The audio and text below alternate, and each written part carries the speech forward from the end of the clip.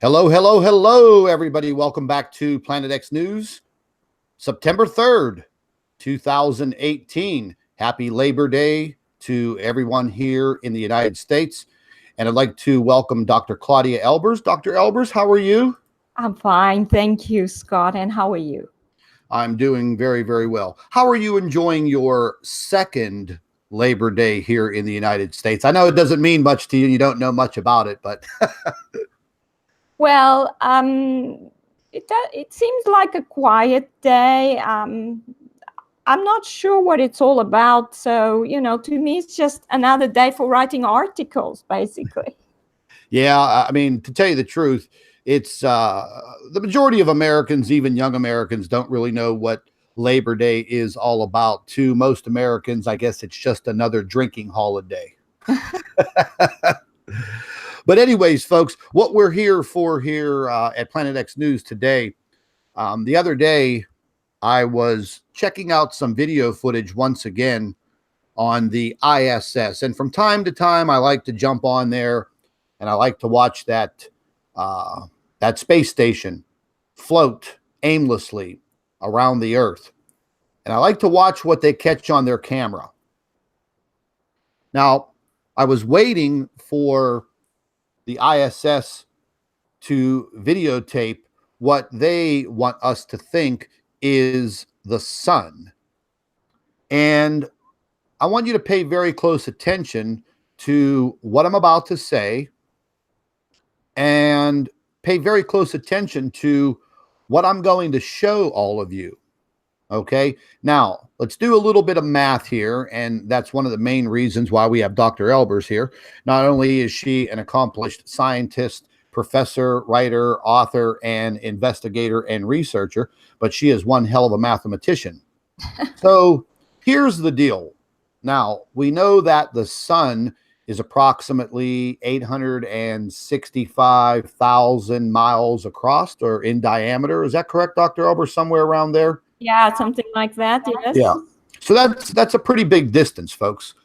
And let's also take into consideration that as scientists and astronomers and astrophysicists have been telling us that the Earth is at a distance of 93 million miles from the sun.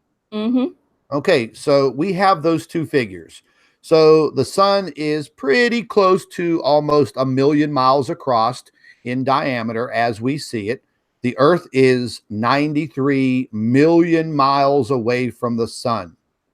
And as I'm going to show you this video footage, this has once again most definitely changed my thoughts about what I am seeing in the sky and what is supposed to be the sun. You know, I keep wanting to go outside and I keep wanting to look up and I want to say to myself, that's our real sun. But ladies and gentlemen, here's the deal. We have been seeing so many anomalies over the course of just this year. We're seeing all of these patterns in the skies with these clouds that are square, rectangular, triangular, all of these weird shaped lines and patterns that just don't look normal. Mr. MBB333 has been on top of this for many months now. And I myself have taken some of these photographs and I've had some of these photographs sent in to me. And I just don't see how our normal sun would be able to produce anything like that. So once again, you know, we've had arguments before with some of these trolling operations that want us to believe that the sun is indeed white. But indeed, the sun is a yellowish color if you break it down into the spectrum of light. So as I was viewing this footage from the ISS, I was waiting patiently for the so-called sun to come into view. And it did come into view. And I'm going to go ahead and pull up this video footage. And I want all of you to examine it very carefully. Remember what I've told you. The sun is approximately 865,000 miles in diameter. We are 93 million miles away from the sun. Our star is really not that big. And Dr. Albers, do you want to touch on the aspect of the size of our star compared to the sizes of other stars? Well, it's actually a small star by comparison with other stars. There are stars that are up to 1,000 times larger than our sun. So it's actually a smallish star, but compared in size with the Earth, it's 100 times the size of the Earth. It's about, that's radius-wise. In terms of mass, is 1,000 times, you know. So it's a big star. But they want us to believe that it's actually in our atmosphere. Oh, they want to confuse people about that. But obviously, and that's why I've written some articles showing people how we can know the size of the sun and how we can know where it is. It's actually been calculated many years ago by astronomers in the 18th century. Some of these things were known by the Greeks before the time of Christ. So this is very old physics, but somehow they want to confuse the public about it nowadays because they have these simulators. But the thing is, we have to ask ourselves, why would we need a simulator at all? That's the most important question. Why is a simulator needed at all?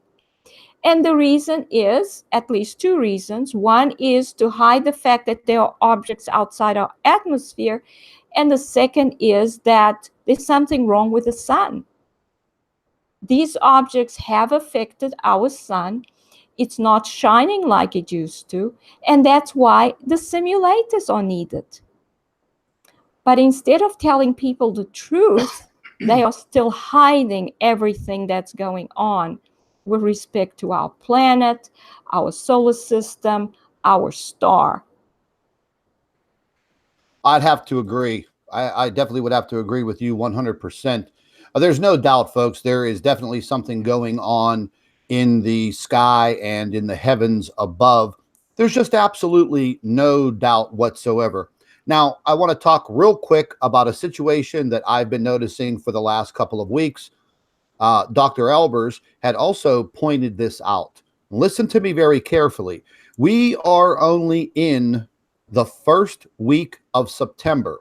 However, about 3 weeks ago, I started noticing, and Dr. Albers started noticing, that all of the leaves were falling off of the trees. No matter where we drove around, we were noticing that a lot of the leaves on the trees were turning yellow. They looked burnt, and they were falling off of the trees. Now, we haven't even officially hit autumn or the fall season. That won't be for several more weeks. And even here in Pennsylvania, in the years that have passed, when the trees start to turn, it's an absolutely beautiful time here on the east coast of the United States as the fall foliage arises. But in the second week of August, the leaves are turning yellow and they are burnt and they are falling off of the trees. As Dr. Albers says, they are becoming denuded. Yeah. Dr. Albers, you want to talk a little bit about what you've seen with these leaves falling off of the trees and what the possible cause may be? Yeah, I think I first noticed about 3 weeks ago already that I started seeing that the leaves were becoming off color, a little bit yellow, and I saw one or two falling off the tree, and I said, does this happen? I remember asking you. He says, no, there's no way. that we could be starting the fall now. I said, well, it looks like an early fall then, because, I see signs of it. And then about a week later, it was just the number of leaves was just so apparent then that were falling off the trees. We could see leaves lying on the ground. And I thought, well, that's very strange. And then recently, I actually went into someone's yard and I looked at their fruit trees. They have an apple and a pear tree. And I looked very carefully at the two trees and I took some pictures. And it's obvious that it's not normal fall going on. Because parts of the leaves are burnt and parts are not. So it's obvious that it has to do with the sunlight that they are getting. And the apple tree especially looked extremely sick. It was losing its bark. It looks like it has some kind of fungus growing on it. So it looked very, very sick. And so I know this, it has to do with the sunlight, obviously.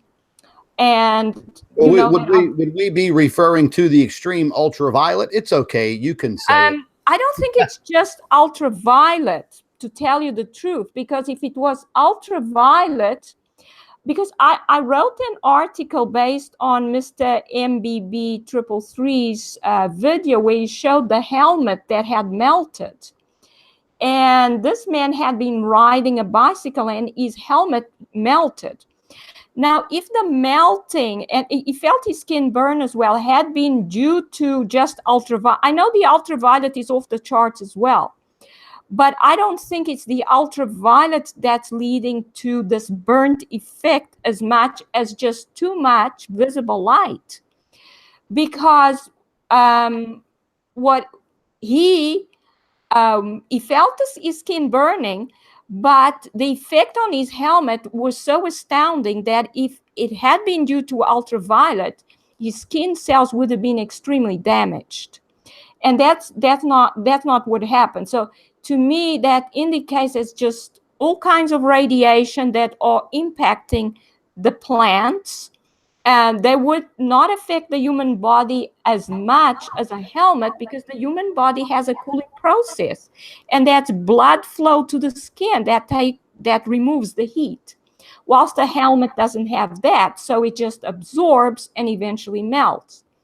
But if it had been ultraviolet directly damages the cells. It's not just heat, it destroys the DNA of the skin cells. So you would have had extreme burn if that had been just ultraviolet. So what I think they're doing is they're turning up the power to the simulators to maximum in order to get the same feel that you would normally get in summer, the same kind of light that the plants are supposed to be getting. And then there are the lens systems. And the lens, what it does is it focuses the light on a certain point. And if that focal point is close to the surface of the Earth, then that focal point will move across the ground. And if there are plants in the way, then they will get this very much increased amount of light due to being at the focal point of the lens. Now, that focal point would be quite large, folks. And what she's referring to is, back whenever you were a kid playing with a magnifying glass and tuning in the sun into a small point, to maybe burn a piece of paper or a leaf or some ants that were crawling on the ground, whatever it may be. And I'd like to give a big shout out to Jeff P. Jeff P. is a very, very good investigator. Jeff has done extensive research, and he has found so much information related to the sun simulators. Ladies and gentlemen, look, you can believe, you can disbelieve, but based on observations, there is definitely something up there, possibly multiple devices that are simulating the sunlight. The governments of the world are playing God. That's what I refer to it. That's how I look at it. They're trying to play God. They're hiding something. Something is not right with our sun. We've been discussing this now for just a little over 2.5 years, almost going on 3 years now. And the evidence that has come from Planet X News and Jeff P. and several other hardcore truthers proves the fact beyond a shadow of a doubt that there is a sun simulator in the sky. You can sit here, you can laugh in our faces all you want, but until you look at the hardcore evidence and you completely and fully understand it, the next time you look up in the sky at that white flash bulb that's up there and you feel the intensity, you'll understand. So I'm going to go ahead and get straight to this footage. We're going to examine it. I just wanted to mention one more thing, Scott, and that is the lenses don't affect ultraviolet. They don't refract ultraviolet light. They refract visible light.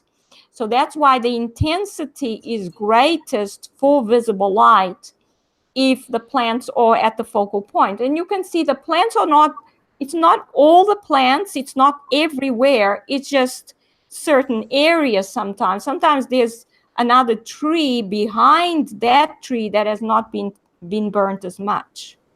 So I'm going to go ahead and I'm going to bring this video up, and we're going to go ahead and get it running here. And folks, I'm just going to let this video loop because they cut the feed pretty quick.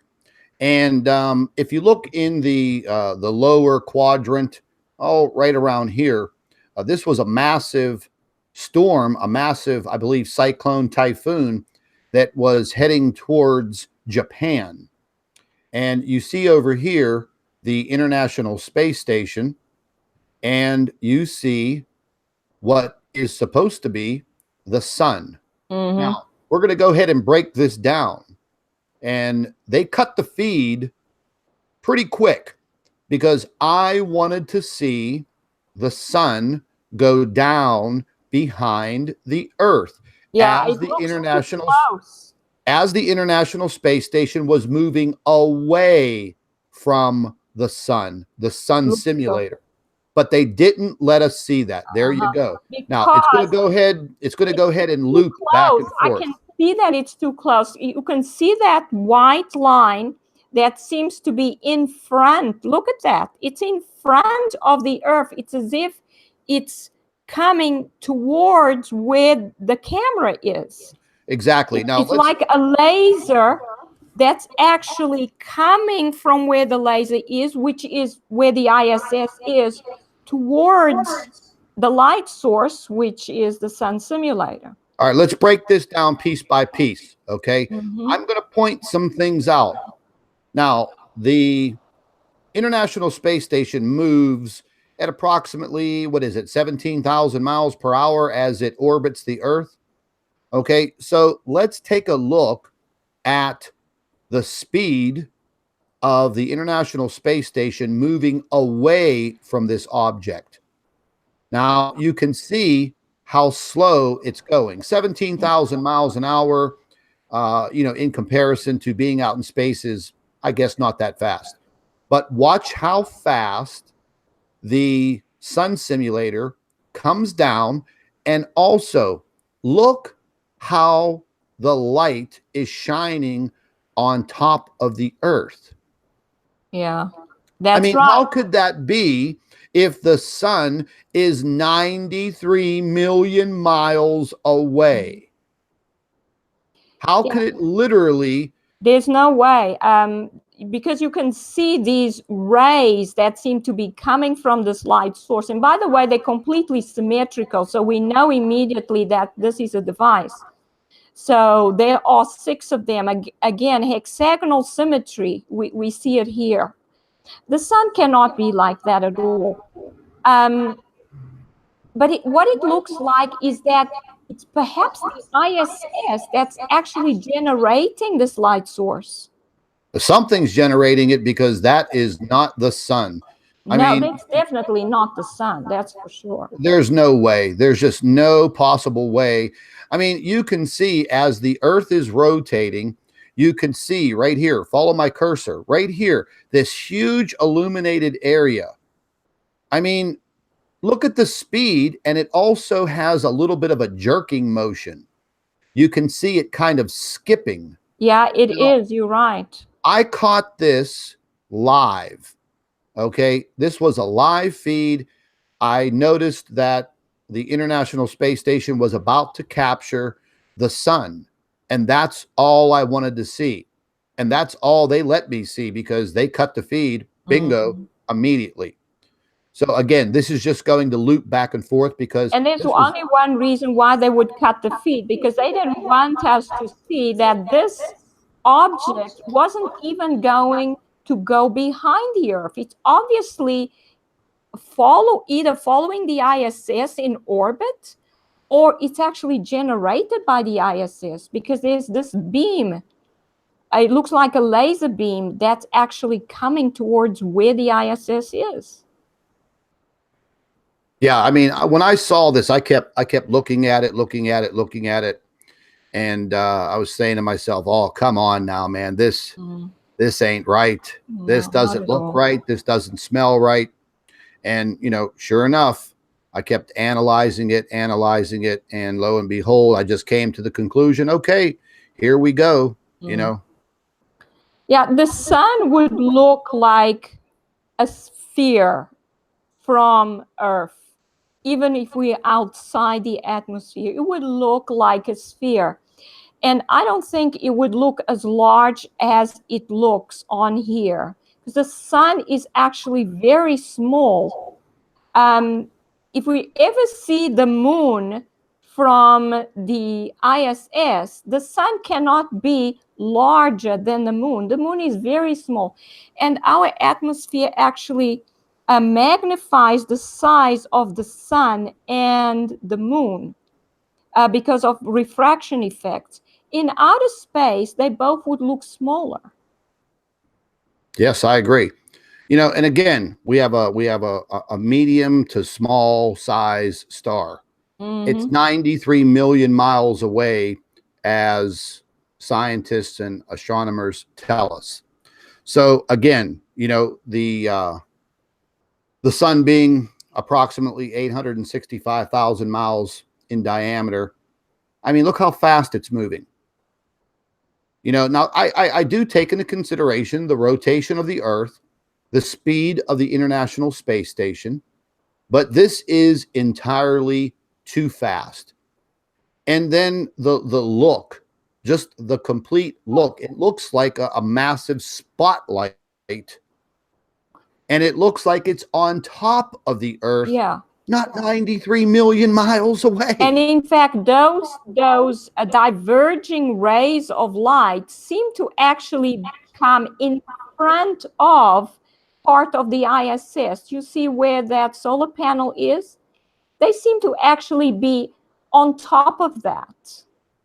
I mean, closer to the camera than the solar panel is. It seems to be moving in front of it. How can the sun do that if it's in the distance, 93 million miles away, as you say? That's just not possible. This thing is actually very close and probably generated by the ISS itself in order to produce the effect that there's a sun in the sky. Yeah, there's no doubt in my mind. Looking at this video footage once again, I say to myself, oh, come on now. I mean, what's happening here? It's mind blowing.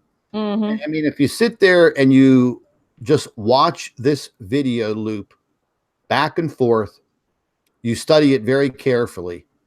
I mean, it literally looks like this light bulb is just about falling upon the Earth.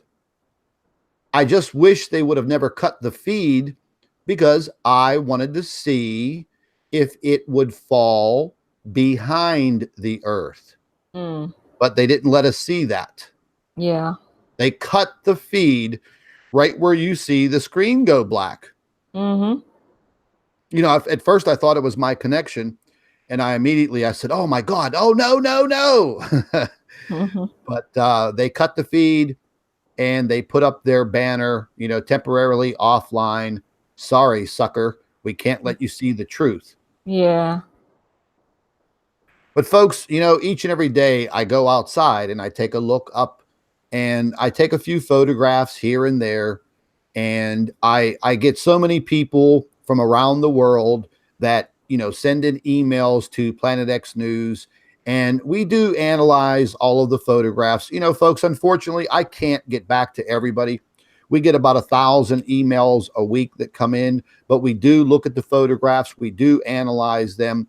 And I have to say, you guys are taking some amazing photographs, and I would have to say 75% of them I can't explain. These phenomenon are just absolutely amazing. And, here's the big question. Let's go back, a few years from now. Let's go back 5 years. Were we seeing these things 5 years ago?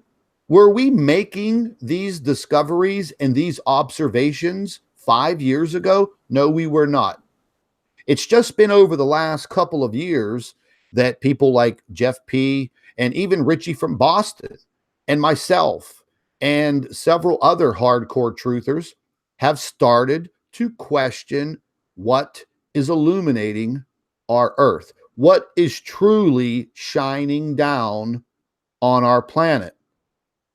And the evidence is becoming crystal clear that they definitely have a device or several devices up there, probably not too far up from the International Space Station.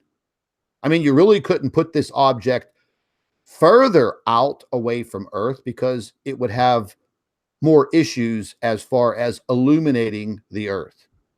So, I mean, just look at it. It's right there in front of your eyes. Does that actually look like our sun? Just ask yourself that question. To me, it looks like a massive spotlight. Yeah, and the sun would actually be brighter than this object here, I think.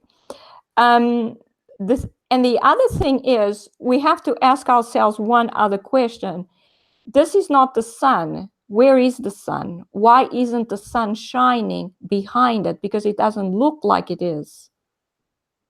No, I mean, you look, you can sit here all day and speculate. Oh, is this a camera anomaly? I mean, you could actually see the outline of the porthole right here.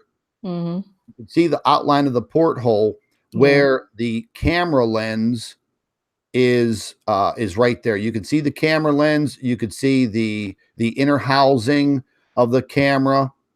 And that light beam that comes straight down, that might possibly be a little bit of a camera anomaly.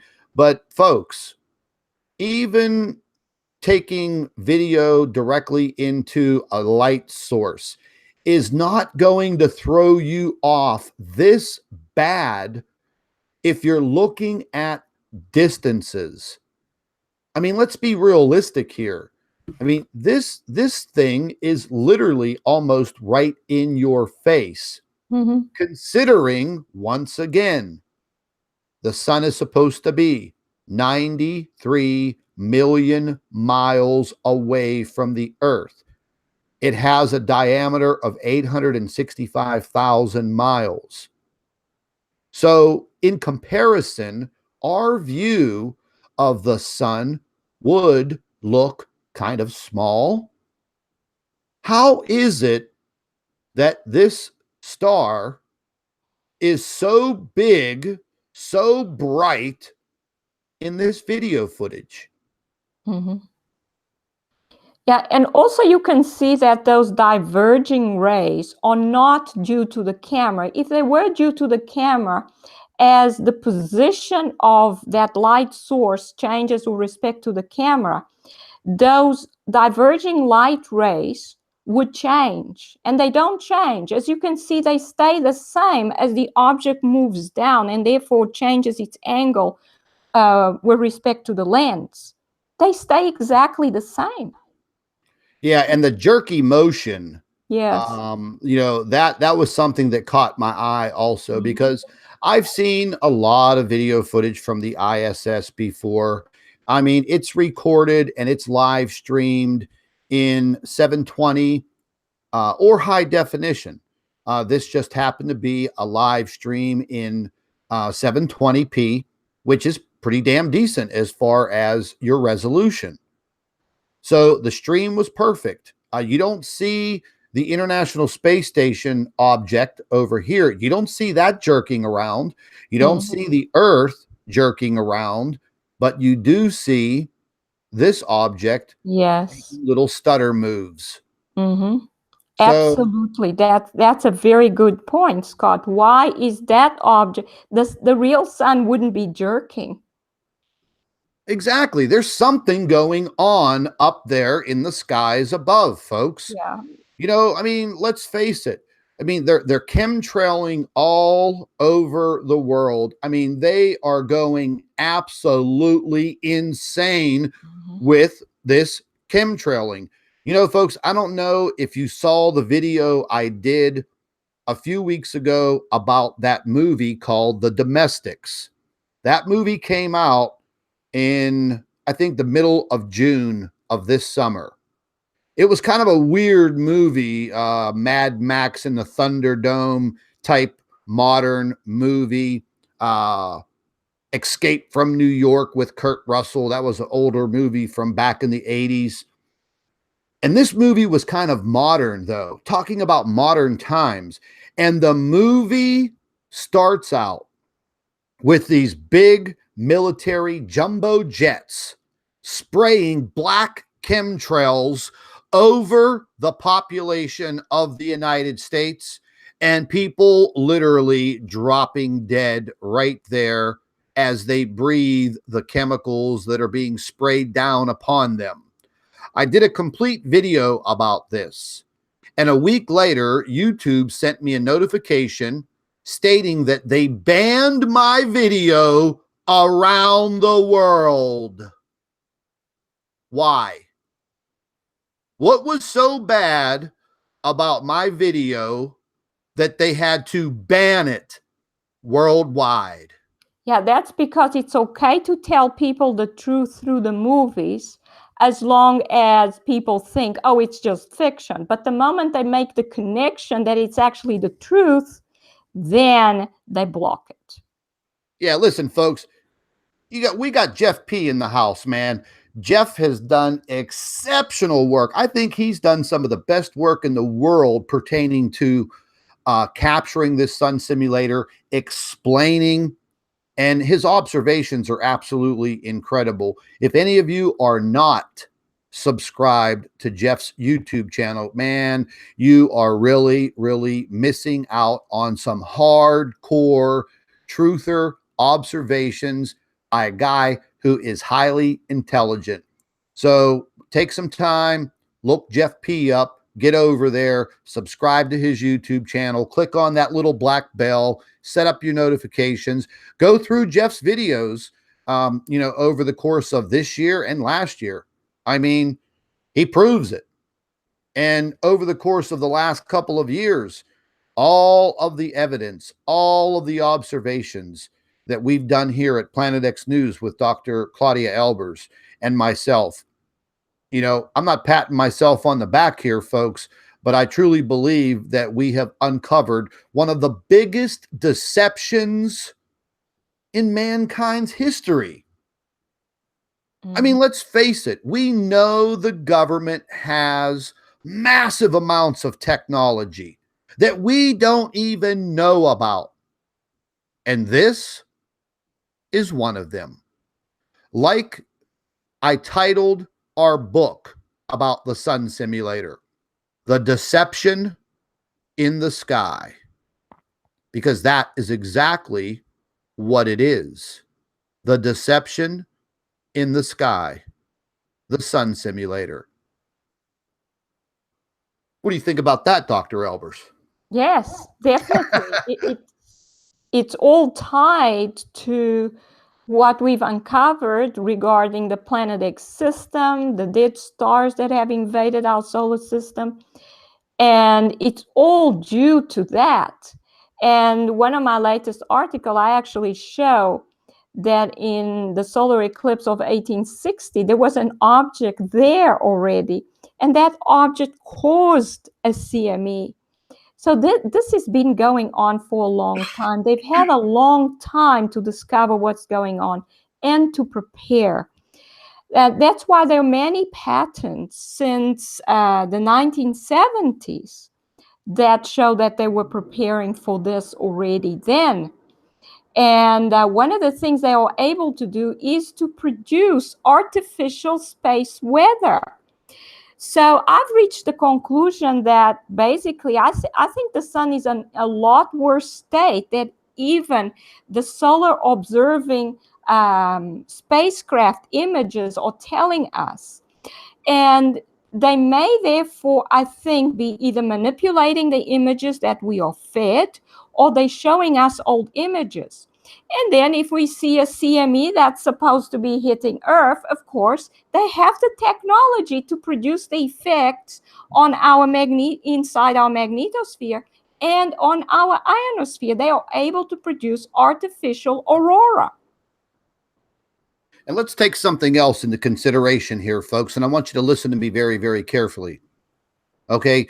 If, for instance, our sun started losing some of its energy, even a very small amount, what do you think would happen to the Earth as it orbits in the so-called Goldilocks zone, the perfect distance away from our star to allow life to survive? So if the sun was losing some of its energy, the Earth would have to figure out a way to keep itself warm. So they are doing some things up there in our skies on a daily basis. You know, maybe the chemtrails have, maybe it's a multiple task, hiding and disguising what we would be seeing up there in the sky, and also trapping the heat within the Earth, keeping the heat in, because the sun just can't do its job anymore because it has been invaded by these stellar cores, as we refer to them as Planet X. There's more than one. And folks, if you don't believe it, go back through my videos, look at the hardcore evidence that we have captured from the NASA spacecrafts themselves. The proof is in the observations, not in what we are just telling you.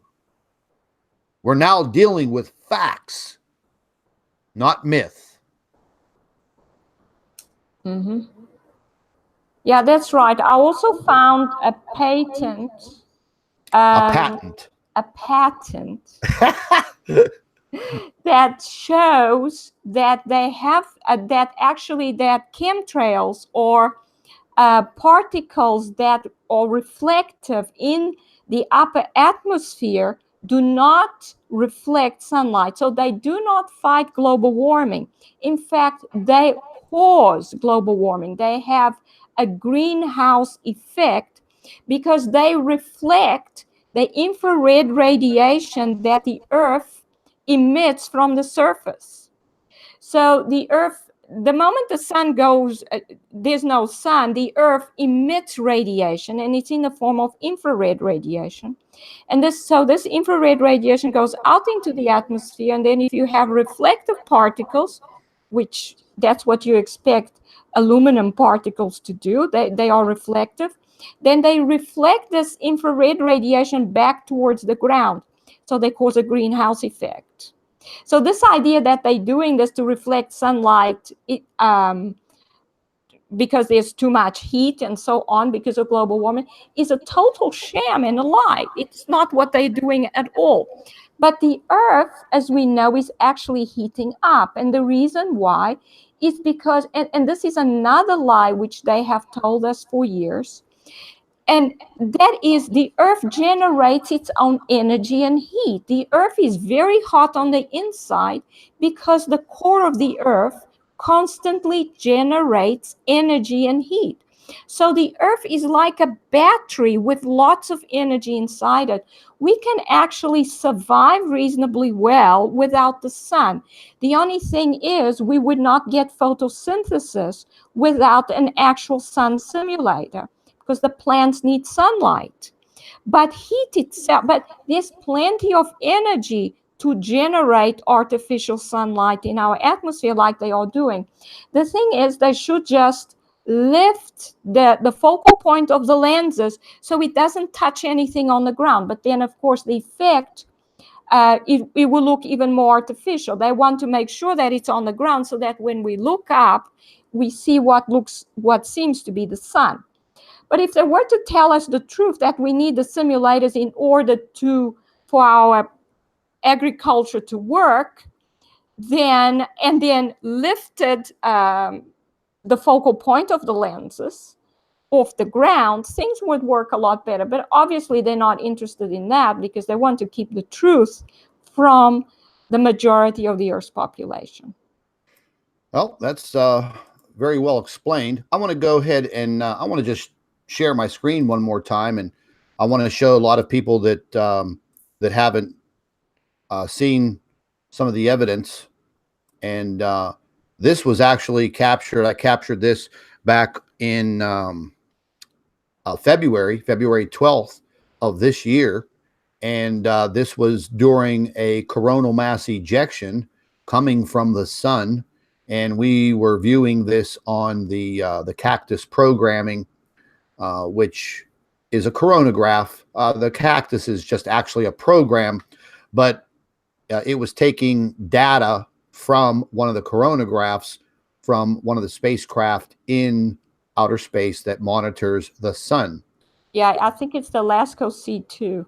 Yeah.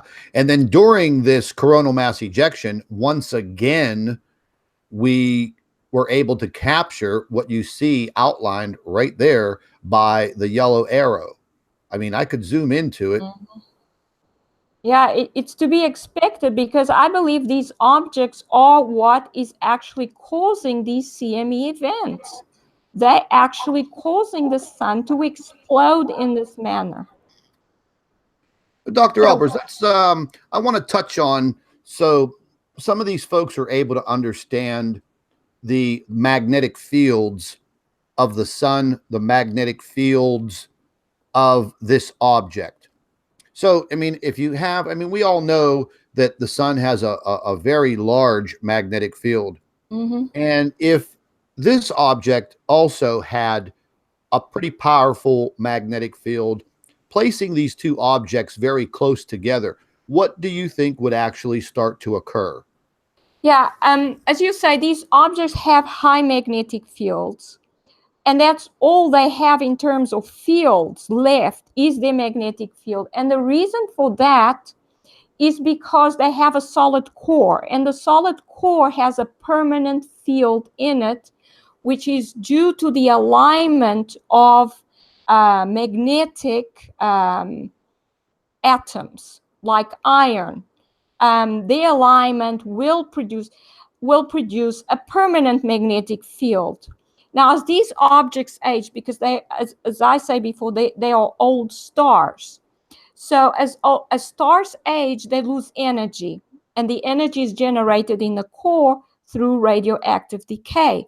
When they run out of nuclei to decay, then they cannot keep on generating that energy. But that energy is associated with the gravitational field of the object.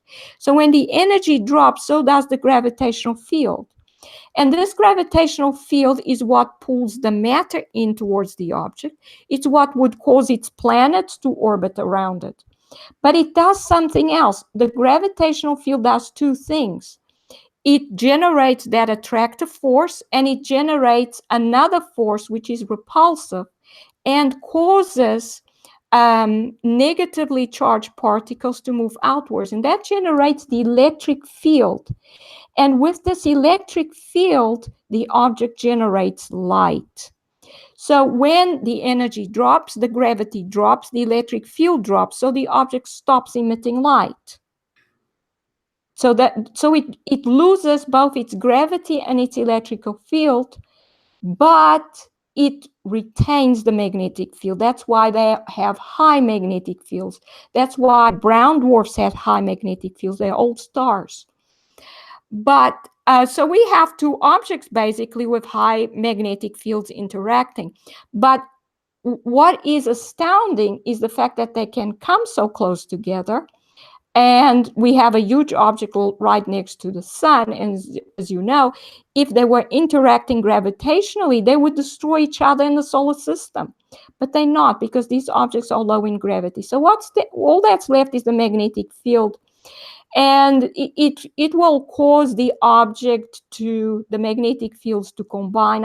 I used to talk about that a lot. I have been concentrating more on the gravitational fields. But it's mainly the fact that it's low in energy that it pulls energy from the sun. So it's all about the energy. And it's the same as having a hot object and a cold object. The energy is what generates the heat anyway.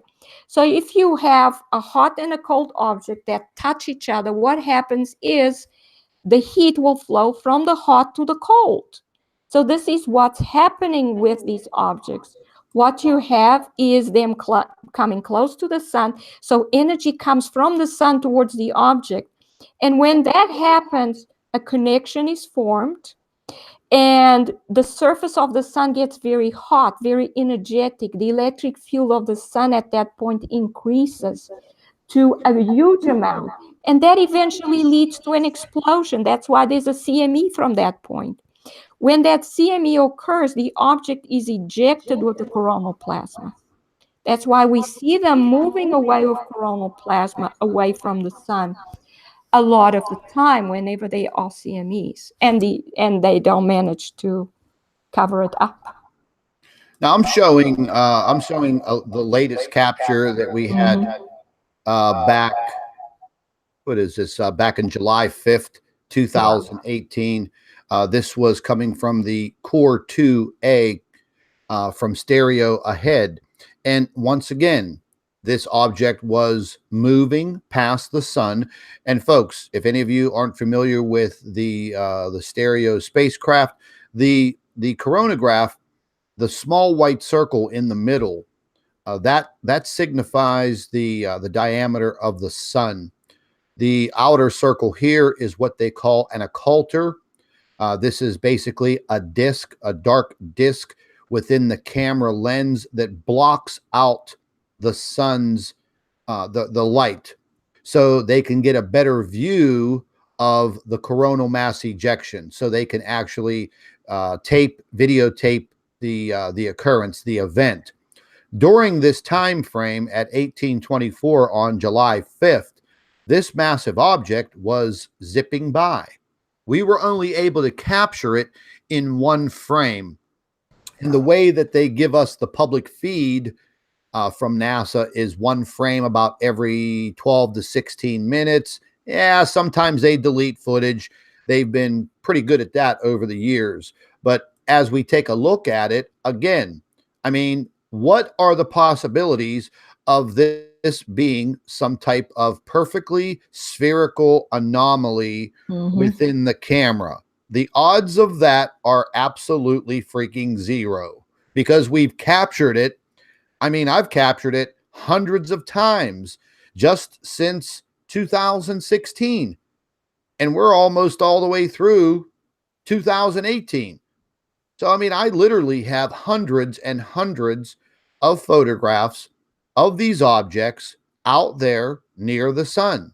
And, you know, I don't care. Till the day I die, there will be people that will dispute it. They will say, absolutely not. It's impossible. There can't be anything out there. But listen, folks, there's so much that we don't know about our solar system, our galaxy, our universe. We're still learning. And there is so much deception from the space agencies and the governments around the world. We may never really, truly know the truth. Maybe whenever we pass on into another lifetime, maybe we'll be able to see the complete truth.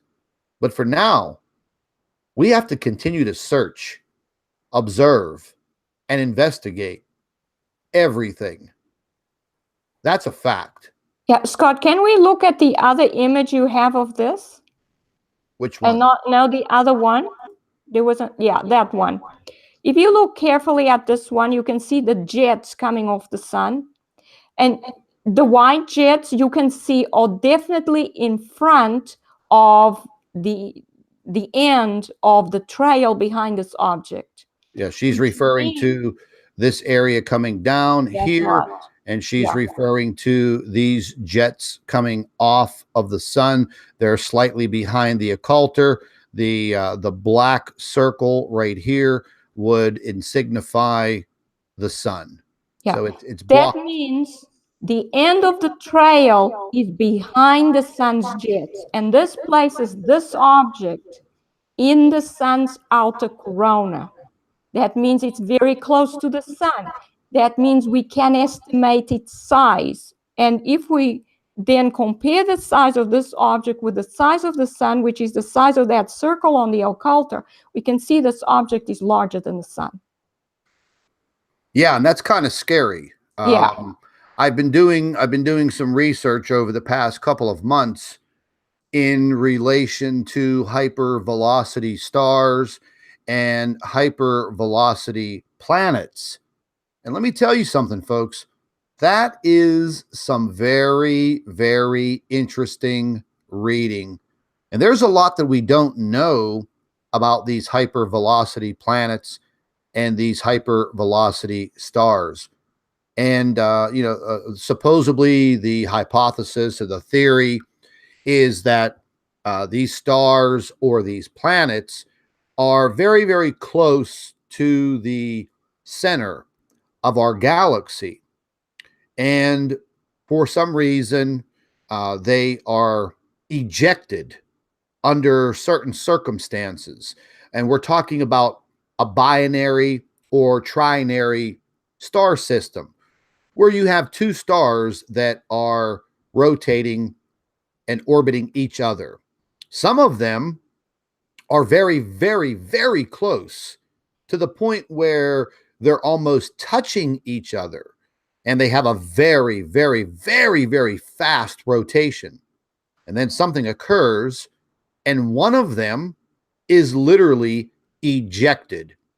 So let's say, for instance, remember, back whenever you were a kid and in the playground, they had that little ride that it was a flat disc. It had some handles on it, and a bunch of kids would get on it and they would spin it real fast, and then you jump on it and you hold you hold on to that bar and you spin around till you get dizzy and you puke. But what happens whenever that playground toy is spinning so fast? But what happens if you let go? You get ejected. You get flung off of that ride. So that's kind of like, a layman's comparison of what happens to these hypervelocity stars, these hypervelocity planets. And they move at massive speeds, incredible speeds, 1,000,000 miles, 100,000 miles per second. That's how fast they are traveling. So depending on which direction they have been flung out from the center of the galaxy, who is to say that at one point in time we don't cross paths with one of these objects. Maybe it's a smaller stellar core type object, and maybe it gets close enough to our solar system where our sun now captures it and starts reeling it in. Ladies and gentlemen, this is the possibility of why these objects are here. We're not alone in this solar system. We're not alone in this galaxy. There are billions of planets and billions of stars. Stars that are so massive, they make the sun look like a little pinprick.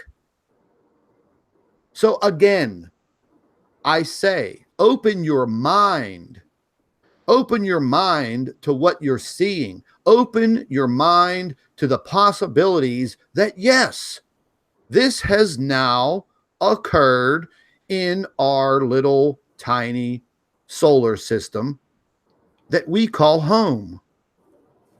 And will the Earth be in jeopardy? Ladies and gentlemen, the Earth is in jeopardy already. Look at the amount of earthquakes that we've been having over the course of the last several years. Now we have increased volcanic activity. Ladies and gentlemen, let's just take a look at the jet stream. Let's take a look at all of the factors with the weather. What is happening to our planet? The ionosphere is heating up. We have very serious situations brewing right now in the Arctic. The North Pole is melting. The old ice is gone. Excuse me. The new ice that forms as the change of seasons occurs is so thin that when the seasons change again, it melts immediately.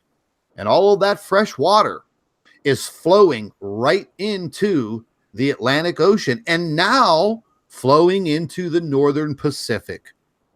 It is destroying the salinity of the oceans. We've already seen major problems over the last couple of weeks with all of these algae situations around the world. Once again, fish by the millions dying and just washing up on shore. What do you think? You think this is just a freak occurrence? No, it is not. Because this has been happening now for a couple of years. And it's going to continue to happen, and it is going to get worse. Dr. Albers, your thoughts on some of that? Yeah, you touch on some interesting topics. First of all, the hypervelocity planets. There's a lot of confusion about the difference between planets and stars. There isn't actually much of a difference. They both have solid cores. They both generate light in their atmospheres, except the stars generate a lot more light.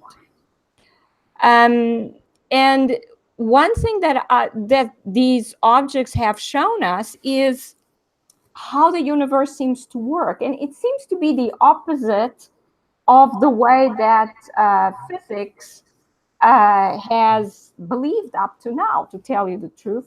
Like, they will tell you that there's a black hole at the center of every galaxy, when these objects show us that black holes cannot exist because there's no gravitational collapse. Old stars do not become objects with infinite gravity. They become objects with zero gravity. That's what happens. And it shows us that everything is dying. But the way a galaxy produces its own stars that then go on to populate the galaxy is it generates, it ejects material that condenses, first of all, into a star cluster. And the star cluster then condenses and separates into separate stars. And separate stars can then fission. say one star becomes two stars. And a galactic nucleus can also fission into separate, different galactic nuclei pieces. So there's the fissioning that seems to be occurring in the universe. So it's possible that a star fissions into two stars and one of them gets flung out. And also these objects move extremely fast because they don't feel gravitational fields. And gravity is a weak force, or at least the gravity that you would feel between two celestial objects is quite weak. So the forces would lead to objects moving quite slowly, and that's what we used to. But these objects don't move because of gravity. They move because they are attracted to the sun's outer electric field. So they move as a result of the electrical force, which is a much stronger force. And therefore, it will lead to much larger accelerations. This is why they move so extremely fast. But it takes a dead star to move that fast. Now, the other thing is that it seems that stars die and probably die quite quickly. I don't think they live for billions of years like it has been believed up to now. And that means that eventually this sickness that this system seems to show us is now affecting our solar system, which is it's absorbing all the energy from the sun and our planet. And it's going to lead to our solar system dying.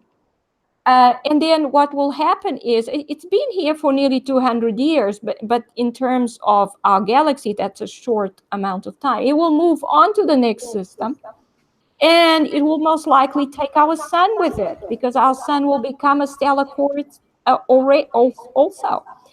But it means that this sickness spreads throughout a galaxy. So you start to wonder, we look out and we see galaxies that are 1 million light years away, 2 million light years away, but are those galaxies still there? Have these galaxies perhaps died already, but the light is still traveling towards us because they're so far away? Exactly. I wanted to touch real quick on. I'm going to share my screen because I was just mentioning the earthquake situation. I mean, here is our current earthquake map. And let's just take a look what's going on this half of the world. We just had a magnitude 5.9 94 minutes ago, right off the coast of Ecuador.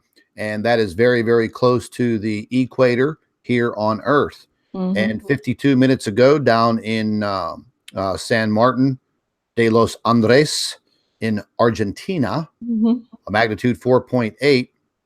And I mean, you can see, and we zoom in here to the United States, Texas. Well, gosh darn, I didn't know there were earthquakes that were occurring down there in Texas, but there are. I mean, let's take a look over here at Alaska. My God, they're under siege up here. And these earthquakes right up here at the very, very top on this slope near the North Pole, these have been going off nonstop for the last couple of weeks. And right around in this area at the top of the Ring of Fire, very, very active. Then moving over to the Pacific, once again, the Ring of Fire, very active, 4.8, 4.7, 5, 4, 4.7, and then right smack dab in, what is this, Arzak, China, magnitude 5, 60, 10 kilometers deep. These are all very, very shallow earthquakes, except out here in Vanuatu, 259 kilometers deep. That's pretty damn deep. And again, if any of you guys listen to Dutch Sense, these earthquakes down around in this area, when they're very, very deep, all of this energy is going to flow directly across the Pacific Ocean, and you will see more activity over here in this section. If you pan across, what did you see? You saw the activity burst right there. And what do we got going down here? In the Sandwich Islands, magnitude 5.7, very shallow, only a depth of 35 kilometers. And then there was another one right on top of it, a magnitude 4.7. And these were just hours ago. So you can clearly see that the Earth is constantly under siege now. Remember, folks, the Earth is made up of tectonic plates. It's kind of like a puzzle. You know, back when I was a kid, I used to like to build puzzles. And they had, you know, this substance. It was called puzzle glue. And you were actually able to build a puzzle, paint the clear glue over top of it, and, you know, keep it all together. Well, that's kind of like what the Earth is. But if you take that puzzle and you bend it and you start to flex it, well, those pieces to the puzzle are going to pop. They are going to break apart. You know, is the Earth heating up from the inside? I would have to say absolutely. That is one major factor that is occurring on this planet right now. Is the ionosphere heating up? Oh, I would have to say most definitely. Let's just take a look at the massive amounts of lightning that are occurring around the world over the course of the last 3 years. We've had more people just in the last 2 years killed by lightning than I've ever heard of in my entire life. I mean, we're looking at it, folks. We're living it. Mm-hmm. It's no more make-believe. It's no more speculation. We're now living it. I said to all of my subscribers and followers back in 2016, watch closely as all of this unfolds right underneath your feet. People ask about, where is there a safe place? Where is my safe zone? And ladies and gentlemen, I've done a lot of thinking about that. And I'll be dead honest with you. I don't think that there is one particular place on this planet that would be considered the ultimate safe zone. There are entirely too many factors that we're dealing with now. Some of these factors I didn't even know existed yet, going back from 2016 and continuing to learn and research and investigate throughout all of 2017. And now into this year of 2018. And things are getting very, very weird with our governments.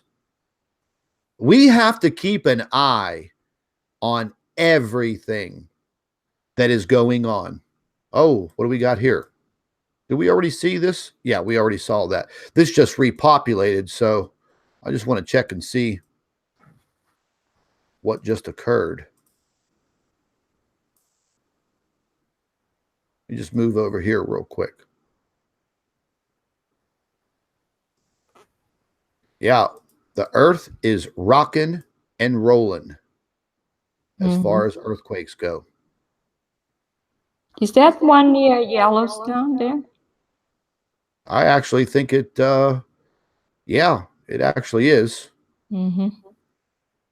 Well, it's a lot further south. Yellowstone is up in this region here. Very small earthquake in Utah. And, you know, folks, a lot of the earthquakes that occur up in this region that deal with Yellowstone, man, they don't publicize that information. They don't really let us know what's going on up there under Yellowstone. You know, I was listening to Dutch Sense, oh, maybe in the beginning of the week. And once again, he's being trolled and being censored by these idiots over there at the USGS, saying that, his way of monitoring and, well, I don't want to say predicting, but forecasting the earthquakes is not science. But yet the man is on target constantly. I don't see the USGS or the European networks. I don't see them sending out warnings. Do you? Mm-hmm. But yet you see Dutch giving the warnings, and the man is pretty on target. I've once said before that the entire world should put Dutch in charge of earthquake forecasting. Make him the global earthquake czar and give him what he needs to forecast earthquakes. Because you know what, ladies and gentlemen, those warnings save lives, whether you want to believe it or not. And I'm sure that people that listen to that man over the years, and I believe he has truly saved lives. And for the USGS to troll him and make their smart-ass comments and blah, blah, blah. Look, I get trolled all the time. I don't care. It doesn't bother me. Troll away, sucker. It doesn't bother me at all. But to troll a man like that is absolutely, truly helping people, is a travesty. In my eyes, it's a crime. That's the way I see it. So we definitely have deceptions everywhere on this planet. Something I also want to share with you guys while I'm on the subject. Let me zip over here real quick. Let me expand this. I was listening to Lisa Haven this afternoon, and I don't know if any of you know who Lisa Haven is, but just Google her name or type her name into the search engine on YouTube and check her out.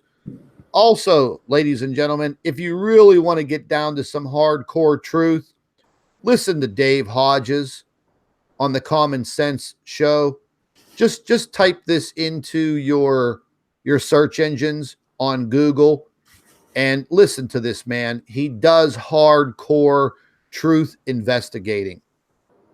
He was talking about, and Lisa Haven was talking about, all of these UN soldiers.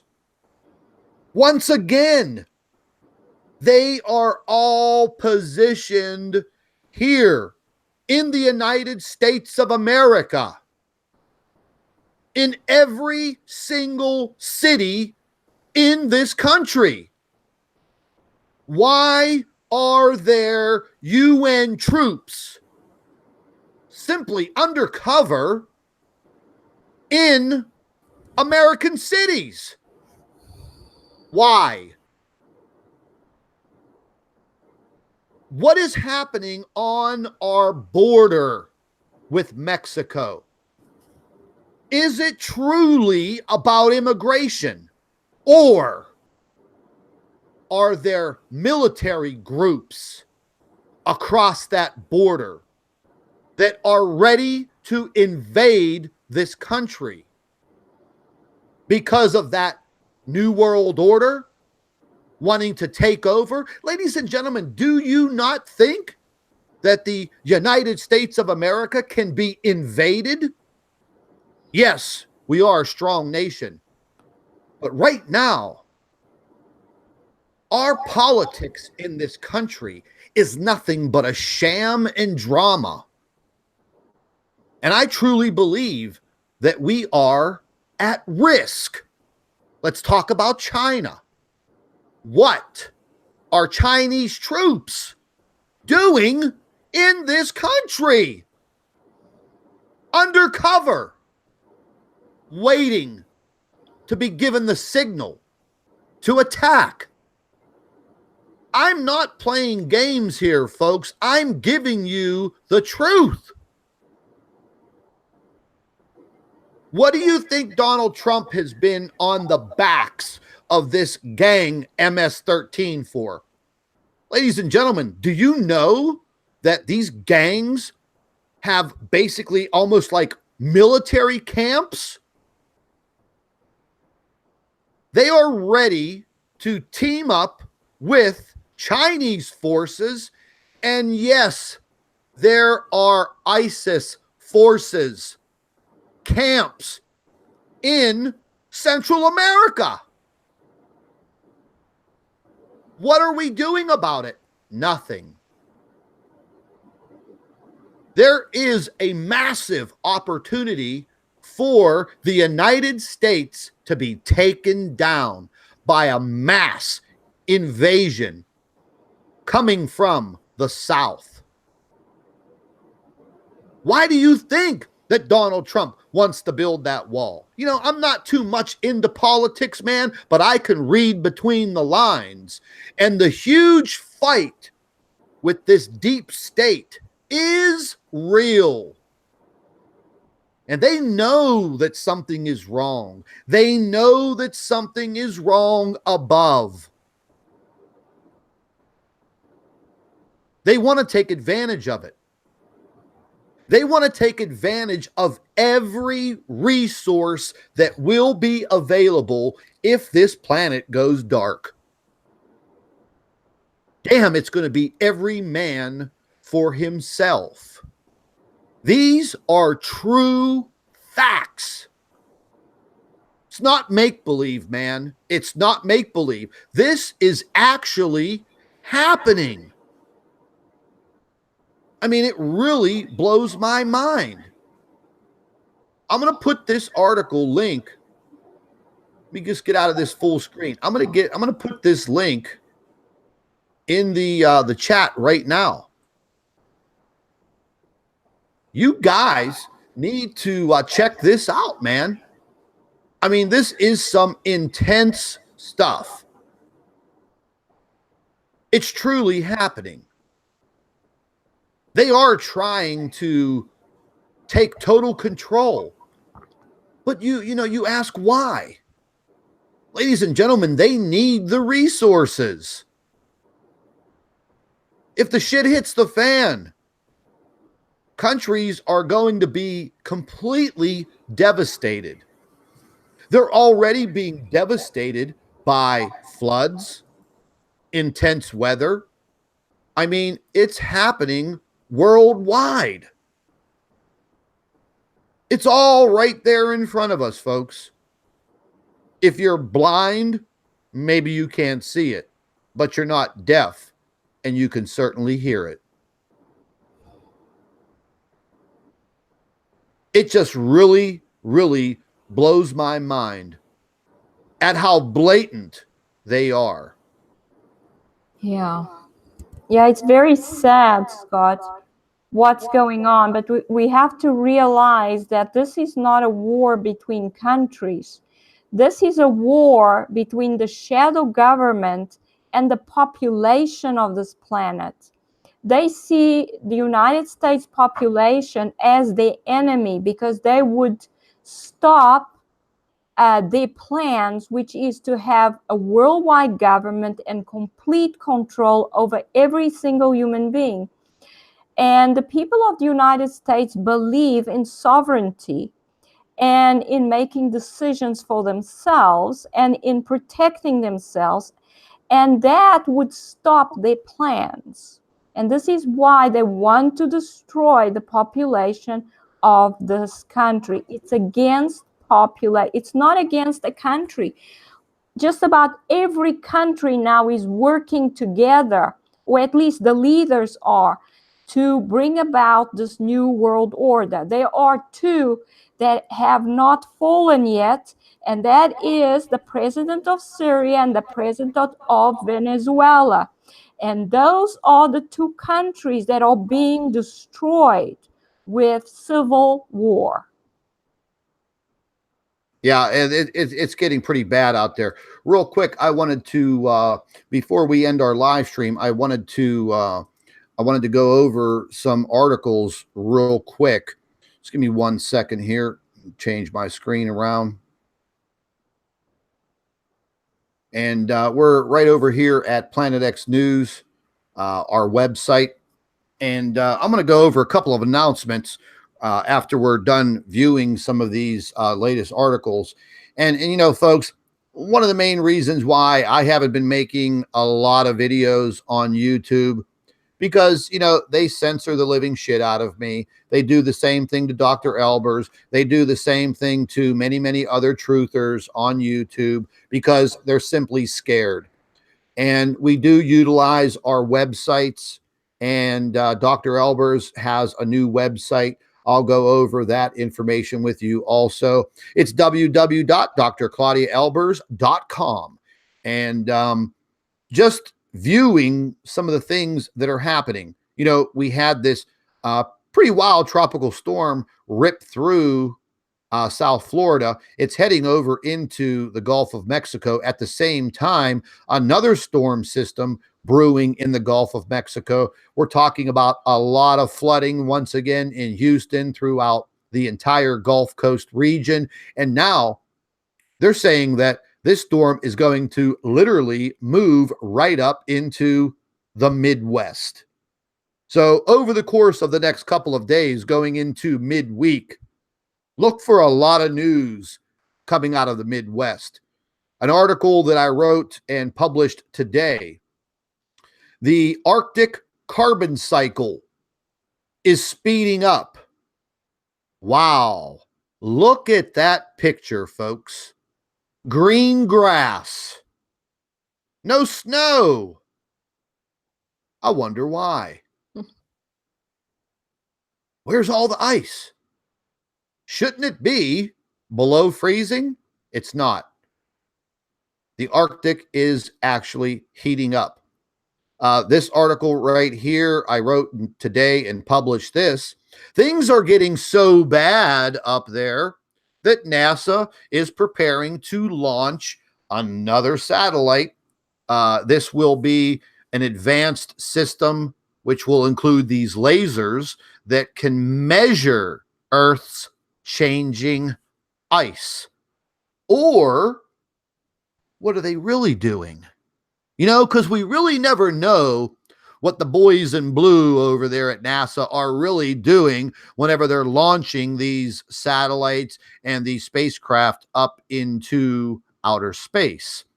They may be telling us one thing, but they may be doing another. So this was a very, very cool article, and I got all the information. There is some video information on this new satellite. It's pretty cool. I would go ahead, take the opportunity when you guys have some time, check that out, read it, share the information with all of your friends and family members and fellow truthers on social media. And yes, you'll probably end up getting blocked like me. This was a pretty cool article, and this was just coming out today. And I was kind of surprised, but I found this on NASA's website. Just another day on aerosol Earth. Huh. Well, look at that. Just another day on aerosol Earth. And it talks about their satellite pictures. And you look at this, you got these big, gigantic typhoons, cyclones. And this was a very, very extensive read. And I would definitely check this out. But the heading is what really got me, folks. Just another day on aerosol Earth. It reminded me of the aerosol chemtrailing that they do around the world. And if you take a look at this actual photograph right here, you see all of this orange here throughout the continent of Africa, kind of in the south central part. Agricultural burning, the Sahara dust storm. And look up here in the Pacific Northwest, wildfire smokes. The fires are still burning, ladies and gentlemen. I mean, have you ever in your lifetime seen these things all compounding at once? Our globe, the planet that we call Earth, that we live on, is in complete mayhem. It truly is. And if you think that it isn't, bury your head in the sand. Go to sleep. You are asleep. Also wrote an article here today, 159 years ago, and this was a very, very cool article. 159 years ago today, a geomagnetic megastorm rocked the Earth. And ladies and gentlemen, as I have said before, and I'll say it again, our biggest fear here on Earth will not be a rogue planet crashing into the Earth. Our biggest fear is what would come from the sun in the form of massive solar flares or massive coronal mass ejections. That is the reality. The stellar cores that have invaded our sun can and will induce these properties. Eventually, the Earth will be in the wrong place at the wrong time, as it was 159 years ago. And again, this is a very cool article. I wrote it up, put it up on Planet X News today. And definitely, folks, read this, gain some knowledge. As I've said before, man, knowledge is power. And this was another pretty cool article. This was the solar sector boundary crossing. Now, this is probably more up your alley, Dr. Albers, as far as this deep science.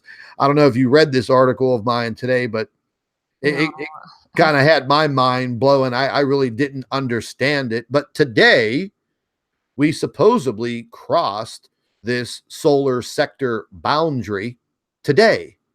You know, and I really didn't. It was pretty. Yeah, well, that may lead to magnetic field changes. It did. It did, and that you are correct. And sometimes, if they change enough, they can actually open a hole in the magnetosphere.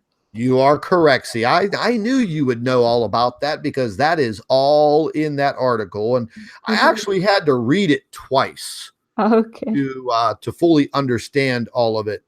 And you know, folks, real quick, you know, again, you know, I'm not too much into politics and stuff like that, but this article here really doesn't have much to do with politics. But then again, it does. Because we had Donald Trump out there the other day complaining about Google. I complain about Google's products, you know, like YouTube and their damn censoring and their filtering and their shadow banning. But this was a fantastic article.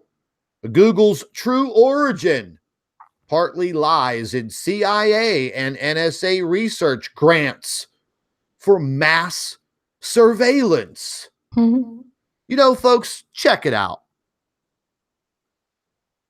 How many of you actually remember when Google came on the scene? Where the hell did Google come from? Where did it come from? I mean, listen, man, back in the 90s when I was still pretty hot and heavy into the international advertising industry, I used Internet Explorer or Yahoo. I never heard of Google. Where the hell did Google come from? Huh. Yeah. The more you read, the more you find out. 2 decades ago, the U.S. intelligence community worked closely with Silicon Valley in an effort to track citizens in cyberspace. And Google is at the heart of that origin or that origin story.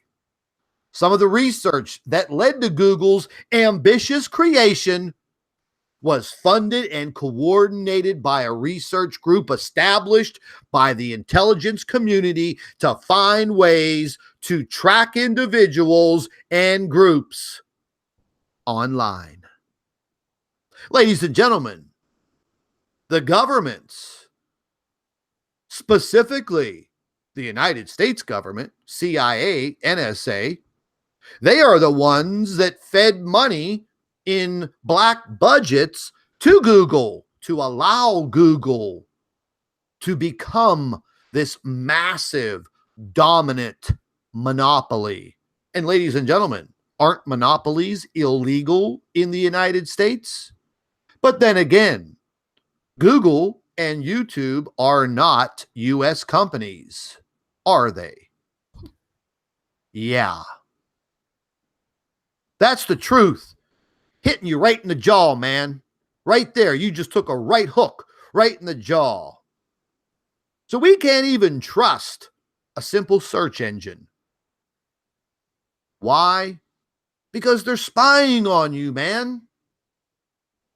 Those guys are sitting in their control room right now, and they're listening to everything that we are doing, and they probably have their little troll keyboards going, and they're probably in the live chat right now. And they're probably saying, oh God, there's that guy Scott again from Planet X News with Dr. Albers. Oh, we better troll them. Oh, look at that. They know what we're up to. Yes, guys, we know what you're up to, and we've known what you've been up to for a long damn time. But let me give all of you a message in the intelligence community. When the shit hits the fan, do you think that your government's going to actually take care of you? Hell no. You're going to be out there in the trenches with all of us, and we're going to sniff you out.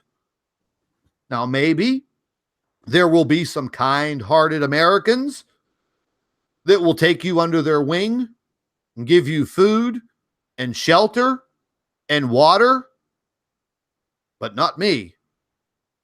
Don't look at me. I won't feel sorry for you. I don't know about any of you guys out there in the live chat and any of you that are viewing this live stream. I won't have any sympathy. I won't have any pity.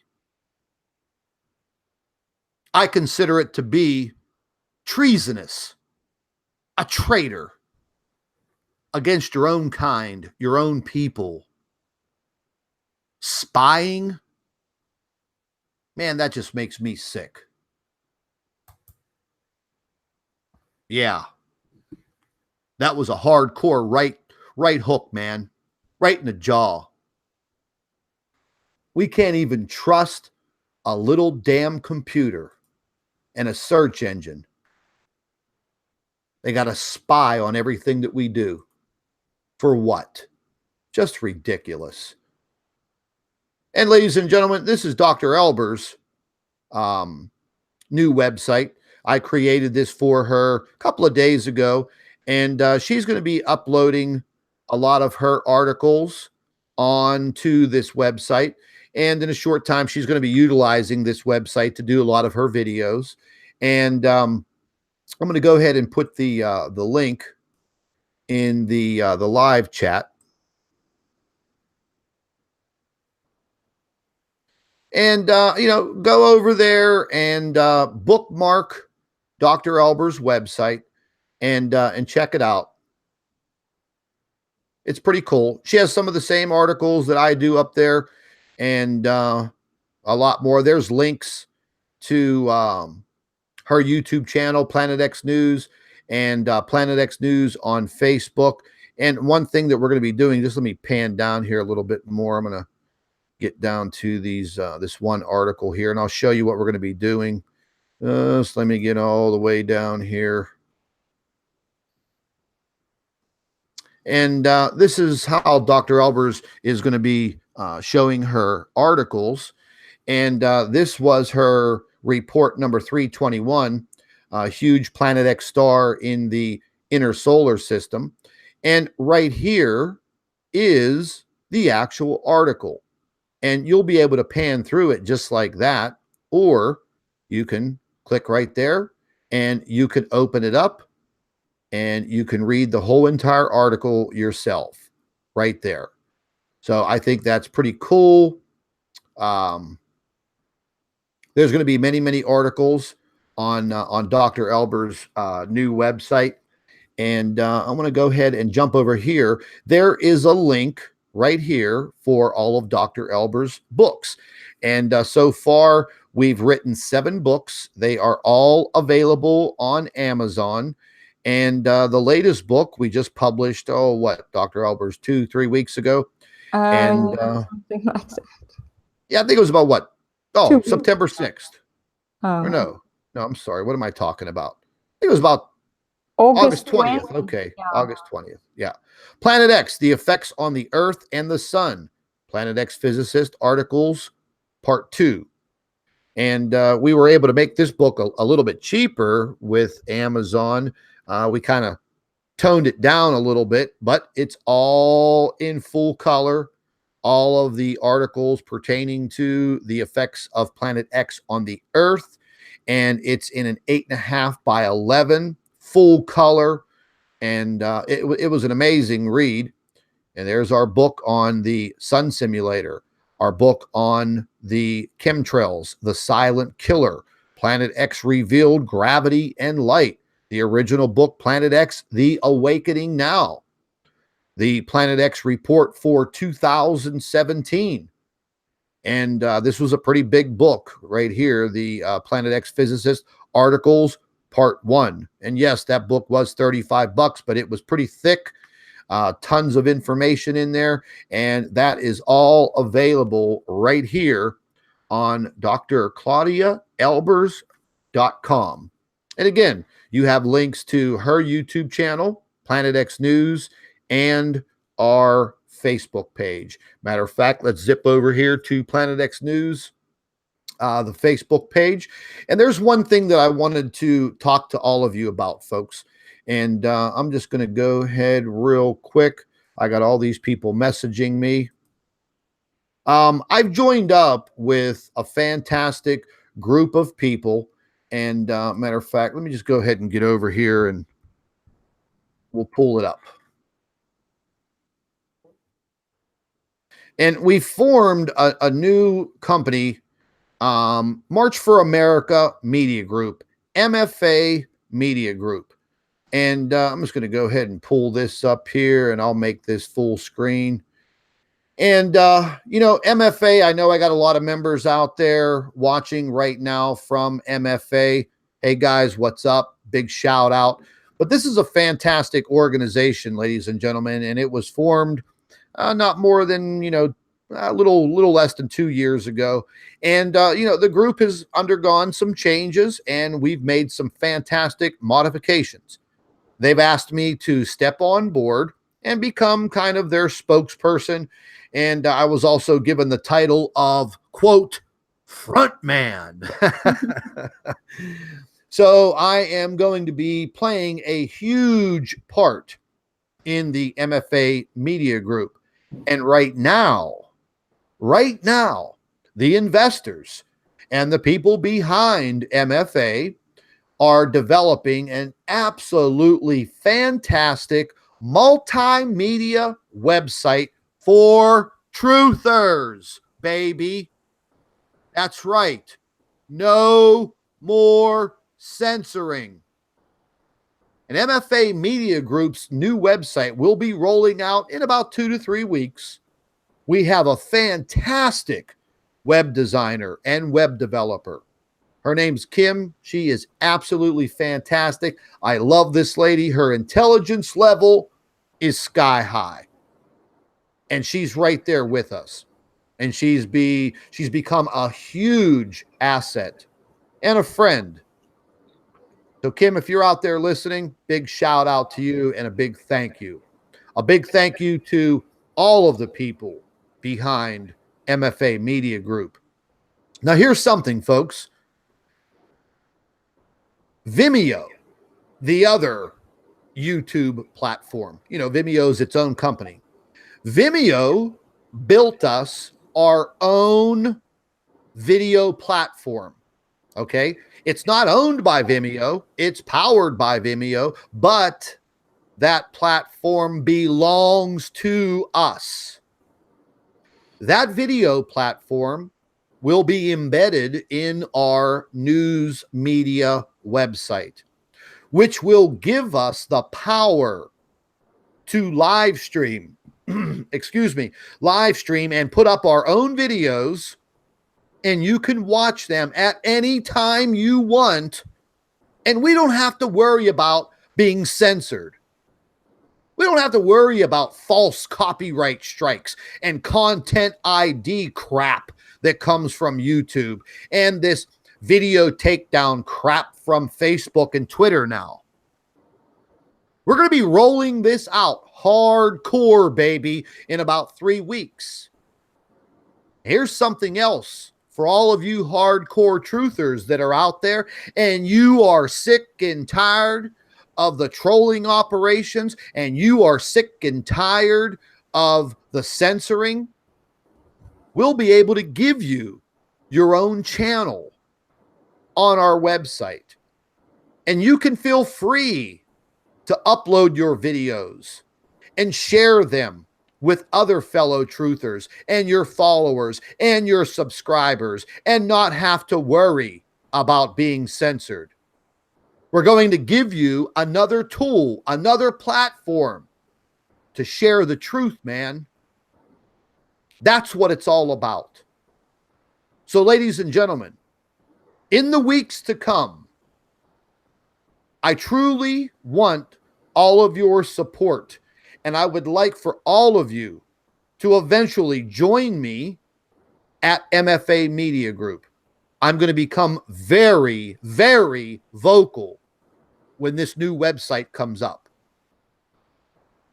We're going to go at it, man. We're going to go at it hardcore.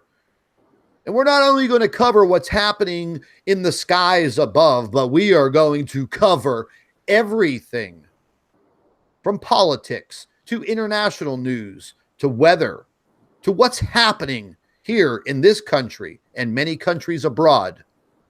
We are going to have writers that are going to be writing the articles.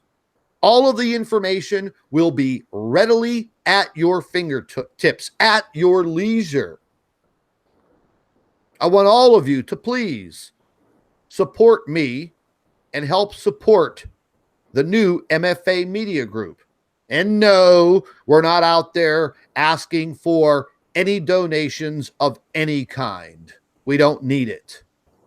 Now, later on, if you want to become a true member of MFA, you can purchase your own MFA membership. We are also going to be able to hold live stream events because, yes, we have rebirth on the public speaking engagements. And I'm going to be speaking with Wayne Steiger, and I've already spoke with Dr. Albers, and I'm going to be speaking with other hardcore truthers that would like the opportunity to get on stage with us at an event and produce your research and what you've investigated to a crowd. And you know what else we're going to do, folks? We're going to go ahead and live stream that right on our website. Yes, it will have to be a pay-per-view, but it won't be that expensive. We have no choice. This Vimeo platform, it costs a lot of money each and every month, but we got it under control. We have big name advertisers that are already willing to jump on board with us, man. It is time to rock and roll. It is time to stick together. It is time to choose your path. Which way do you want to go? You want to follow the lies and the deception?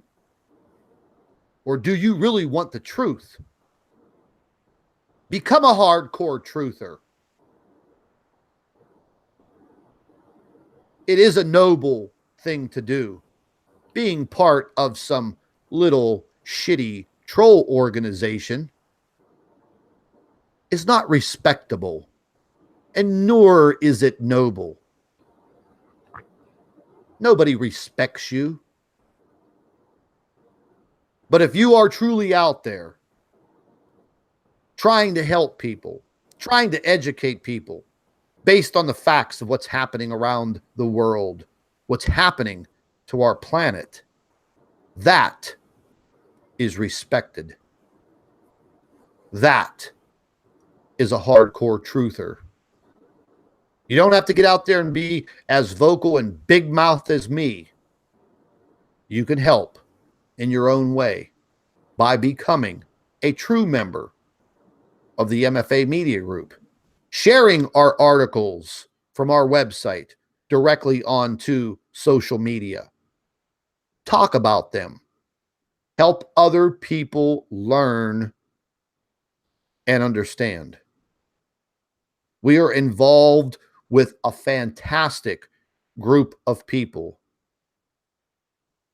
that I now call my friends and family. And we are going to run a fantastic organization. We are also going to have a survival group. Now, the survival group is not going to be based on buying some damn bunkers or getting involved in some hokey real estate deal on the development of some bunker.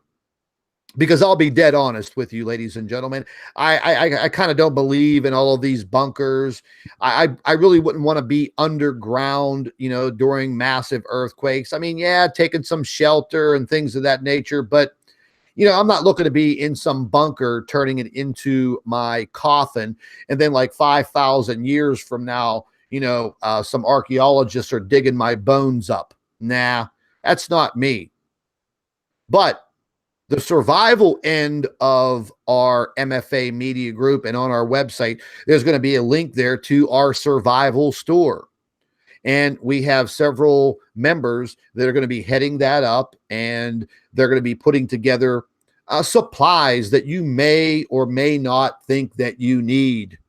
There will also be information there that you should read, and we're going to keep that updated on a daily basis, because we have professionals and professional writers. They're going to be supplying this information. It's just not going to be some hokey dokey guy that's going to be copy and paste. No, we're dealing with true professionals. And ladies and gentlemen, some of the people that are backed within MFA are true professionals with some very interesting backgrounds. I love them. I'd like to give a big shout out to Randy and Bill and John and our CEO, Connie. Man, I'll tell you what, she's just a absolutely lovely lady. I love her to death. She is now traveling cross country, driving by herself from Las Vegas back to her home in Ohio.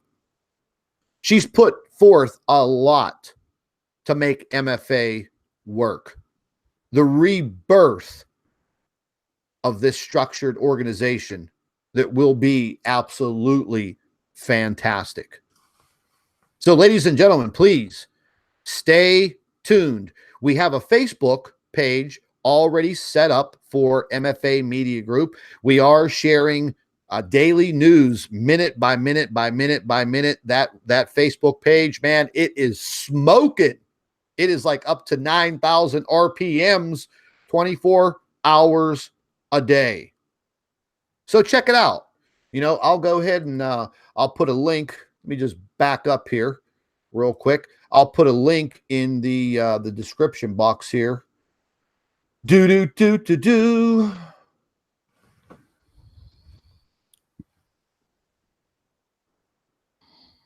I'll put a link in the description box for any of you that want to check it out and like our page. Start following that page. Let me get out of here. Get back over to here. Dr. Albers, what do you think about all that? Did I put you to sleep at all? No, I'm not sleeping. No, it's very interesting. Well, you're going to be playing a big part in MFA. You know that already. I'm sure. All right, folks, we're going to go ahead and end our live stream tonight. But I wanted to bring you that information that I captured on the ISS. I thought it was very important. You know, it kind of blew my mind seeing that. And I will upload that video completely onto the Planet X News Facebook page. Any of you want to, screen share it and check it out for yourself, video record it there on your computers. Yeah, definitely check it out, man. And drop me a line, inbox us, and let us know what you think. Dr. Albers, any last words before we sign off? Well, I usually end this by saying that I don't think things are going to get any better. So I think it's a good time to develop your relationship with the Creator. I think that spiritual help may be what we need right now. Are you saying people better start praying? Oh, yes, definitely. I think this is a good time to start praying. Things are really bad. They are hiding from us how bad things really are. And I think it's going to get worse. Our planet is breaking up. The surface is breaking up. Volcanic activity is increasing. We're going to get lots more effects. We're going to start getting tidal waves and a lot of cataclysmic events that are starting to happen, but it's sort of not publicized. But they're going to increase more and more. So it's going to get very rough. So yes, this is a good time to pray. Get to know the Creator, because sometimes that's what we need. We need to turn to Him because only He can help us. Yes, I agree. I think I had my wrong microphone on during the whole entire presentation, folks. You know what? Let me see if I did have my wrong microphone. No, I had my right microphone on. Okay. I just wanted to make sure everybody could hear me. I know I got a pretty loud mouth. But yes, folks, things are getting very, very weird out there. There's just absolutely no doubt. Matter of fact, I'll go ahead and switch my camera on here real quick. And in the very near future, we're going to actually have a brand new MFA studio where we'll be doing all of our recording. We have all of the equipment. You can see the green screen. I bought a green screen, and whenever that green screen came in, my God, I didn't realize that I bought the massive news studio version, which is just, I think it's like 12 feet high and 12 feet wide and rolls all the way out on the floor. But it's going to be a pretty fantastic endeavor with MFA Media Group. And I do ask each and every one of you folks, please follow us, support us, share our articles, and join up with us. Believe me, you won't be sorry. The articles and the information that we're sharing cover a very, very wide variety of information sources. So please stick with us. I appreciate each and every one of you being with us here on Planet X News this evening. Dr. Albers, same thing with you. Thank you very, very much. And folks, hey, keep your eyes and your ears wide open, because believe me, you never know what's going to be showing up right there in front of you. So this is Scott from Planet X News, Dr. Claudia Albers. Thank you for watching, folks. God bless.